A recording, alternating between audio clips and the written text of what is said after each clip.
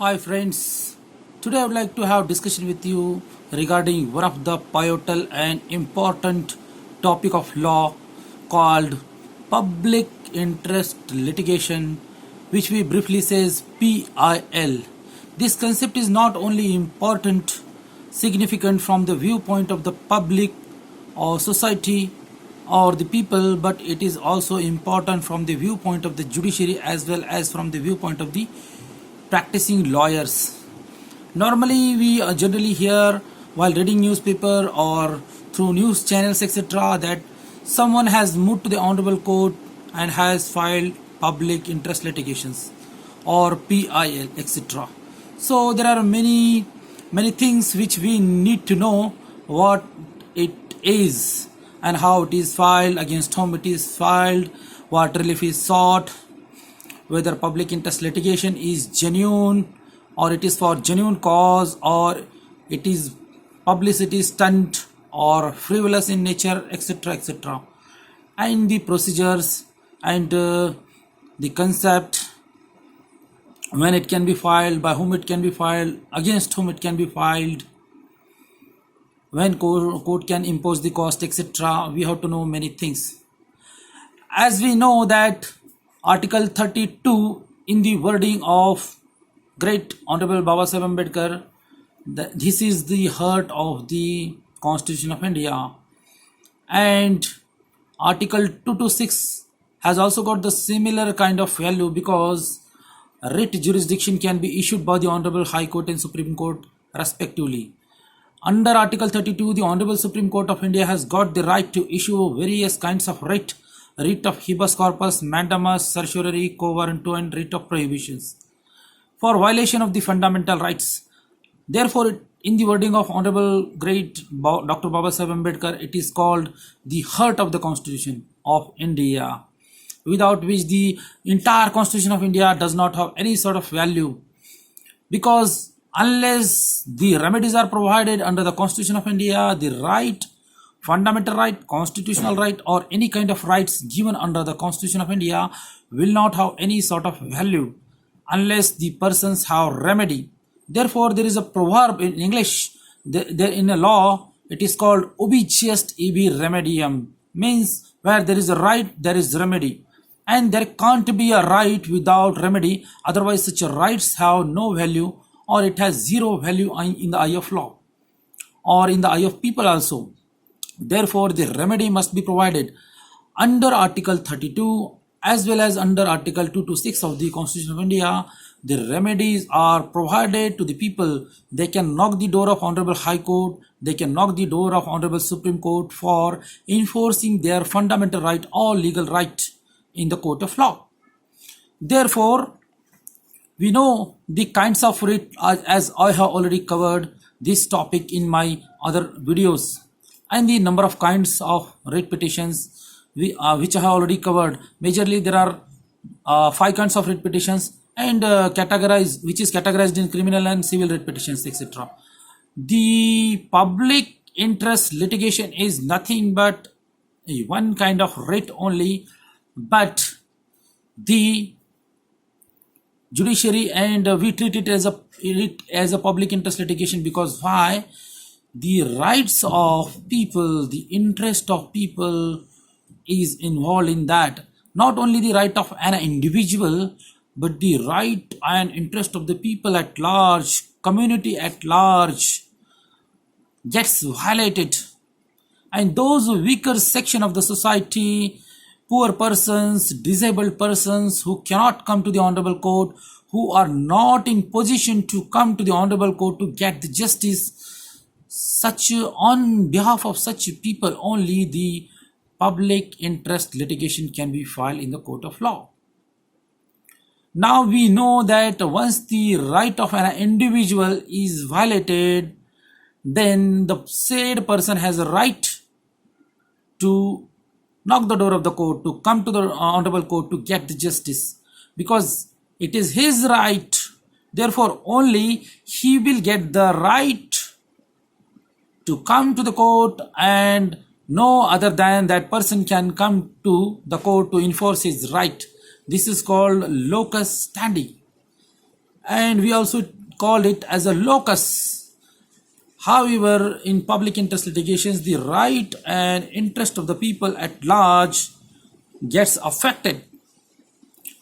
Entire people who are not in a position to come, who are weaker, who are living life under below poverty line, who are poor persons, who are not having sufficient funds, etc., or they are disabled like blind or lamed or uneducated or weaker section of the society or illiterate people, they do not know their rights, etc. Such a people, if they're not able to come to the court to get their rights enforced in case of violation of their rights, then any public minded person on their behalf can move to the Honorable High Court or Supreme Court, as the case may be, to enforce the right through a weapon, social weapon, that is called public interest litigations. So this is public interest litigation is nothing but the social weapon by which the Honorable Court, High Court and Supreme Court judiciary can do a revolution. The concept of public interest litigation has been borrowed by the Indian framers of the Constitution of India from the America, and the seeds of the public interest litigations have been sown in 1976 by two justices. One is Krishna Iyer and Bhagwati. Because earlier, what was the position before that? A person whose rights gets violated only was allowed to come to the court, and other than him nobody was allowed to come to enforce his right. That is called locus standi. Suppose my rights are violated, then only I can come to the court, and no one other than me can come to the court to enforce my right. However, the concept of locus standi is broadened or relaxed. Therefore, court cannot ask a question to the litigant that why you are coming, whether your rights are violated, etc. No, because the person is coming for the enforcement of the rights of the people, weaker people, disabled people, poor people who are not able to approach the court, who are not in position to approach the court. On behalf of such people only such kind of public interest litigations can be filed. Now, let us have some examples. Likewise, in case of pollutions throughout the country or throughout a state particularly, if competent authorities or competent ministry, despite of the fact that after making so many complaints, do not take necessary steps to control or reduce the pollution, in that case the tribunal could be moved, or any public minded persons can, to give the relief to the society, can approach the Honorable High Court or Supreme Court. He can file a public interest litigations so as to get the direction from the Honorable Court against the competent authority to have unpolluted surrounding. Pollution could be in the form of water pollution, air pollution, etc. So necessary steps, for taking necessary steps, the Honorable Court can issue a writ, that is order under this public interest litigations, to save the rights of such a people, to have healthy climate, atmosphere, unpolluted airs, etc. People can always move to the Honorable High Court or Supreme Court. This is one of the example. And to protect the monuments like a Taj Mahal, or many monuments are there in India, Taj Mahal, to protect, if it gets damages due to pollution, etc., anybody can move to the court. Damages to the roads, pits, if the roads are not constructed well, the roads are damaged, people are getting annoyed, and accidents are occurring, etc. In that case also people can move to the Honorable High Court or Supreme Court to file a public interest litigations. Likewise, number of tolls are there who are charging exorbitant amount, and still the road are not being maintained. In that case, or the amount has already been recovered which has been incurred by the contractor, etc. In that case, people can move to the Honorable High Court for the cause that the amount is being recovered by the constructor despite he has collected the amount of the project, etc. Because certain duration is provided to them or certain amount is provided them. For example, they have incurred 5 crore rupees to construct a road and they have recovered 10 crore rupees. Now they are not allowed to recover the money under the name of the toll, etc. or maintenance of the road, etc. Therefore, people can move, and this road toll, etc. toll being charged to every vehicle, four-wheeler, trucks, etc. It has involved a question of law, because once the taxes are being paid by the vehicle owner while purchasing the vehicle, then why they should be charged? Why they should be charged toll, etc., which is ultimately a responsibility of the state, because state is bound to provide the roads and also state is bound to maintain the roads. That is separate question of law for which a public interest litigation can be filed. And there are many other subjects also, like during the elections, politicians use the posters, banners, etc. on the road, and they make their advertisement, etc. So the city gets affected badly because of the such boards which are not removed. Obstacles will be created in the road, etc. People will have problem. Therefore, people can approach the Honorable High Court. They can file a writ to remove such kind of illegal banners, posters from the public places, and to take necessary action against them through a municipal corporation. For that, complaint need to be made to the municipal corporation. If municipal corporation does not take action, then in such a cases, public interest litigation can be filed. Another example, for example, there are a number of illegal slaughter houses. Slaughterhouses, they need to do many things so that the pollution, there won't be a pollution and the environment doesn't get affected. Therefore, suppose only 100 slaughterhouses are being provided or licensed, then there can't be more than that. However, in fact, in practice, people, they slaughter the goats, etc. on the road, etc. and they do not disposal in a right way, which affects the health of the people, etc. Regarding such an issue also, public interest litigation can be filed, because those who do not have the licensed slaughterhouses, those do not have the licenses, they cannot slaughter on the roads, etc. Such a public issues are there, like ladies toilets are not provided separately in all schools and colleges and public places and government offices, etc. For that, public interest litigations can be filed in the court of law. So there are number of public issues involved when the public interest litigation can be filed.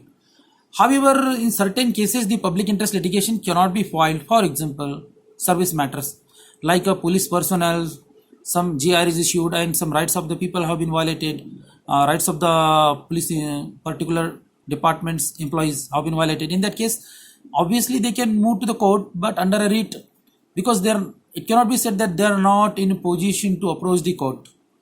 Very well, they are being provided salary, etc. Therefore, service matter cannot become a matter of public interest, because the weaker sections, poor people, disabled people who are not in position to come to the court, only they, on behalf of such a people, only public interest litigation can be filed. However, in salary matter, pension matter, service matters, etc., no PL can be filed. They are at liberty to file writ petitions for violation of their rights, or number of writ can be filed, and they can be clubbed together and can be heard together only. Though at different benches the writ petitions have been filed, that can be clubbed together and one bench can decide all such petitions which involve the same question of law or similar question of law. So we have covered the concept of public interest litigations and locus standi, concept of locus standi. Now, what is the procedure to file a public interest litigations?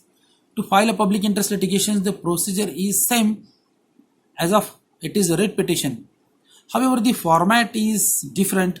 It has some different columns, etc. and undertaking need to be given. Some people they ask the question whether money is required to be deposited like 50,000, 1 lakh, etc. in the court while filing the public interest litigation.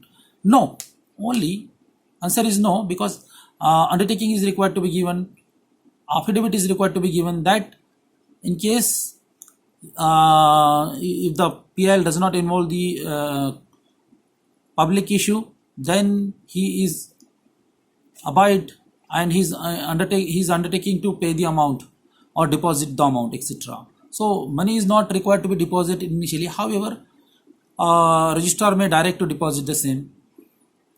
Generally, a court do not direct the people litigant to deposit the amount, but only undertaking is required to be given. And nowadays, some rules of the filing of PIL have been changed. Like some people, they used to file a public interest litigation in person, that is called party in person. So they may not be able to argue the case, they may not be able to put the fact of the case before the court, they may not be able to maintain the decorum of the court like a lawyer knows everything. Therefore, such a people, just to have a publicity, they file the petition, they come to the court. In that case,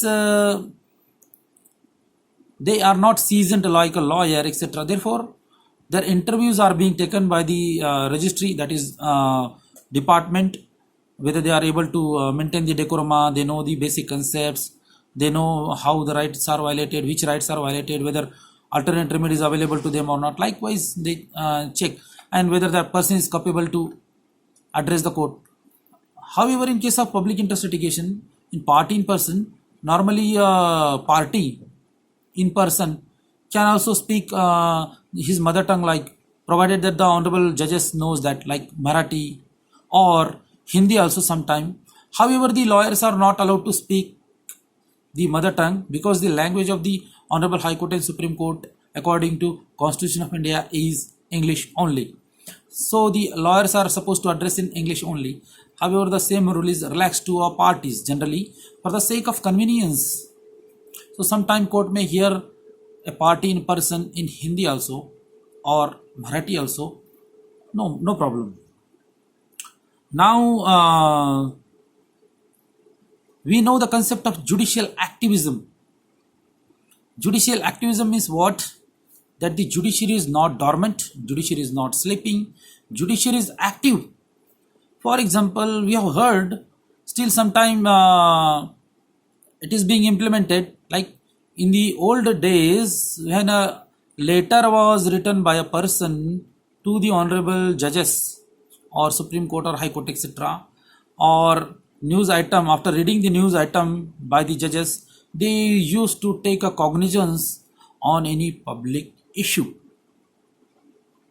and the honorable judges used to treat the letter or written by the person letter or a newspaper item or news which is being reflected in the media. It depends upon the judge to take cognizance of the same. Sometimes judges, they take the cognizance and treat that news item or a letter as a public interest litigation. They give the number, they issue the they do the correspondence through registry to the said person, etc. They treat this letter as a public interest litigation. The criteria to that is the rights of the publics at large or a particular community or society should get involved, not the right of individual, and the issue should be a genuine issue.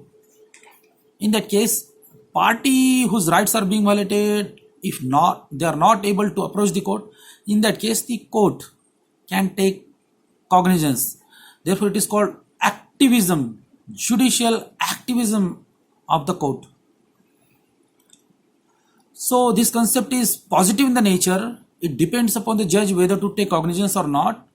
Even if the petitions are not being filed, the court can take a cognizance on the letters and news items, etc. That is called activism of the court. However, I will call it as a it depends upon the judges, justice.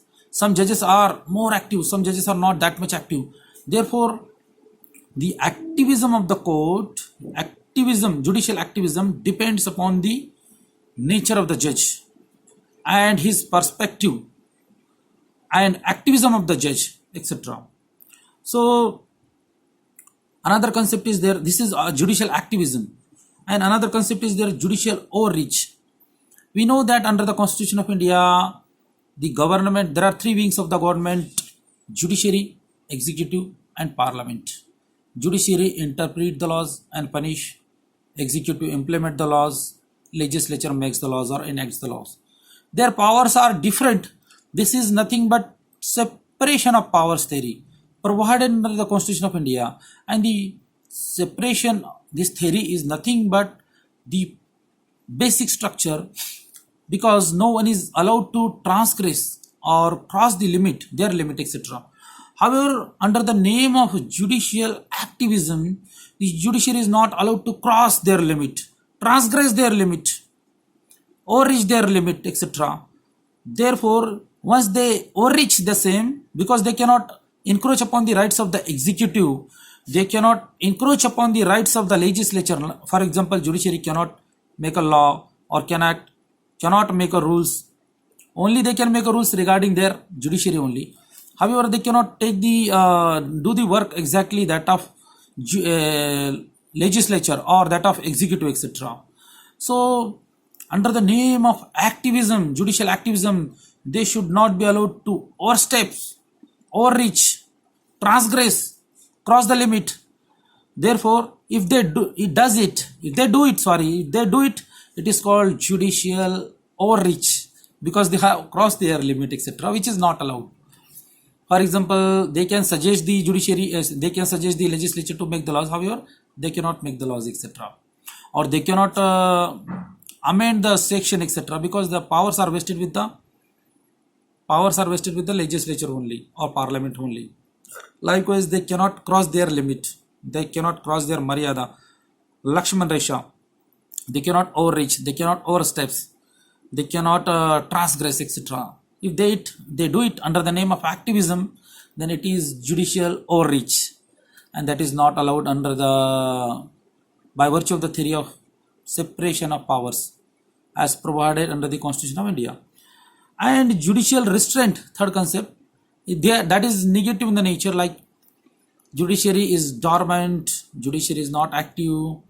That depends upon the judges. If they are not active, they are not taking cognizance of public issue, etc., then it can be called as a judicial restraint. And that they could have taken cognizance, however, they have not taken cognizance. Then in that case, you can say that the judiciary is judicial restraint. Now, some important aspect regarding public interest litigations, because number of things are involved. Therefore, I have jotted down the points. I would like to explain to you whether